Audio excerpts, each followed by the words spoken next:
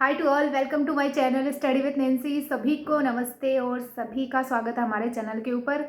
जैसा कि मैंने आप सभी को पहले भी बोल दिया था कि रीट प्री का एग्ज़ाम इतना बड़ा पेपर यानी कि इतना डिफ़िकल्ट पेपर नहीं आएगा जो आप इतना स्ट्रेस ले रहे थे या फिर इतने इतने ज़्यादा प्रेशराइज हो रहे थे कि पता नहीं कैसा पेपर आएगा, हम कैसे क्या कर पाएंगे। तो सबका पेपर बहुत अच्छा गया है और मेरे हिसाब से जो है वो सभी जो है वो रीट प्री का एग्ज़ाम क्वालिफाई कर लेंगे।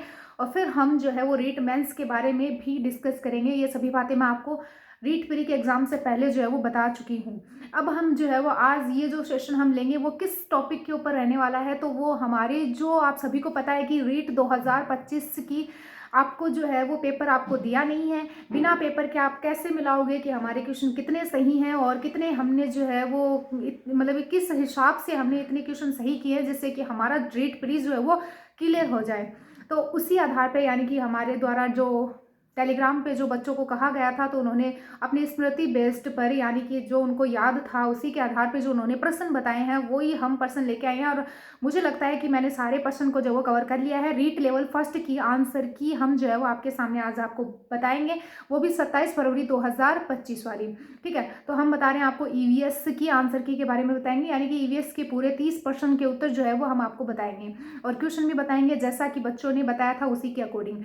तो सबसे पहले हम बात कर लेते हैं कि एक क्वेश्चन आया था, जंगली मुर्गे जो है वो हमें कहाँ पे देखने को मिल जाते हैं। तो मैं सीधा आपको आंसर बता देती हूँ, माउंट आबू। जिसने भी किया है उसका सही है। और भोजन को चीरने या फाड़ने वाले दांत कौन से कहलाते हैं, तो वो रुदन रदनक कहलाते हैं। और पांडुपौल मेला जो है वो कहाँ पे लगता है, पांडुपौल हनुमान मंदिर भी आ जाता है, तो ये अलवर में आता है। कार्तिक अमावस्या को जो है वो दीपावली का त्यौहार जो है वो बनाया जाता है। यानी कि देखो आर्ट एंड कल्चर से भी क्वेश्चन आए हैं और आपको जो है वो राजस्थान का राज्य पुष्प रोहिड़ा है वो भी पूछा गया है।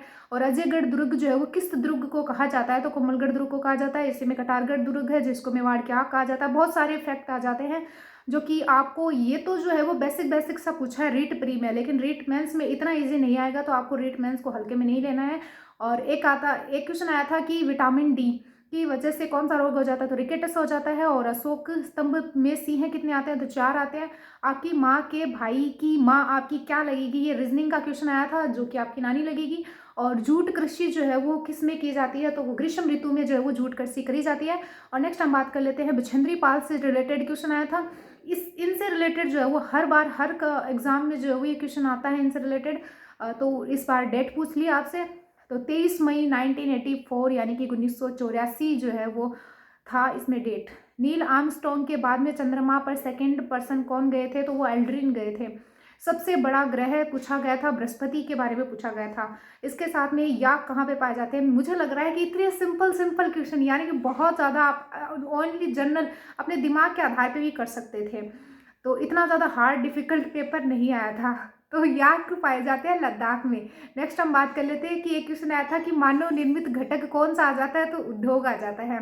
ठीक है, और हम बात करते हैं कि एक क्वेश्चन आया था सबसे गहरी बावड़ी कौन सी आ जाती है, तो वो चांद बावड़ी आ जाती है। एक ENVIS यानी कि एनवायरमेंट इंफॉर्मेशन सिस्टम की फुल फॉर्म पूछी गई थी।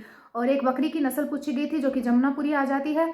शून्यवाद का सिद्धांत पूछा गया था जो कि नगार्जुन है उसका आंसर। अफीम से संबंधित नहीं है, तो मेरे हिसाब से मॉर्फिन जो है उसमें दिया हुआ था वो नहीं है। पर्वतारोहण से रिलेटेड भी क्वेश्चन आया है और ये क्वेश्चन जो है वो पर्वतारोहण से रिलेटेड एक क्वेश्चन जो है वो जरूर बनता है हमारे इस रीट प्री के एग्जाम में, ईवीएस के सब्जेक्ट में।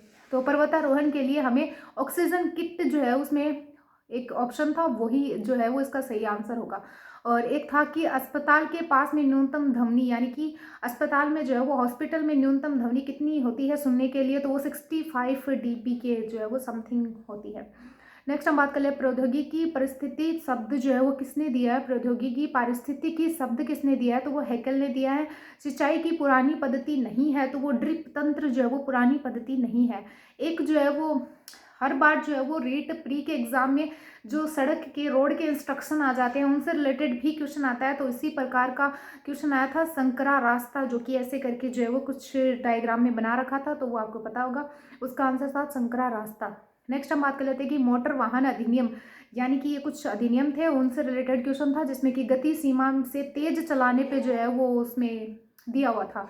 एक प्रोटोजोआ मलेरिया आ जाता है, एक कुपोषण क्वासी ओरकोर से संबंधित भी कोई क्वेश्चन आया था। तो ये तो हुई आपके रीट प्री एग्जाम में, जो कि L1 की जो आंसर की थी उसके सारे ईवीएस के क्वेश्चन। और अगर हम आपको कोई भी जो है सब्जेक्ट का, चाहे वो L2 का हो या फिर L1 का हो, उसको आंसर की PDF चाहिए होती है, तो वो मेरे Telegram channel study with Nancy के नाम से है, उसको ज़रूर ज्वाइन कर लेना। वहाँ पे आपको आंसर की जो है वो मिल जाएगी, यानी कि क्वेश्चन के साथ में आपको आंसर की भी मिल जाएगी, जिससे कि आप मिलाकर जो है वो अपना मतलब देख सकते हो कि आप कहाँ पे स्ट्रेंथ कर रहे हो, या कितने क्वेश्चन आपके सही हैं या कितने क्वेश्चन सही हैं, जिससे कि आप रीट प्री क्वालिफाई कर रहे हो, रीट मेंस के लिए एलिजिबल हो रहे हो।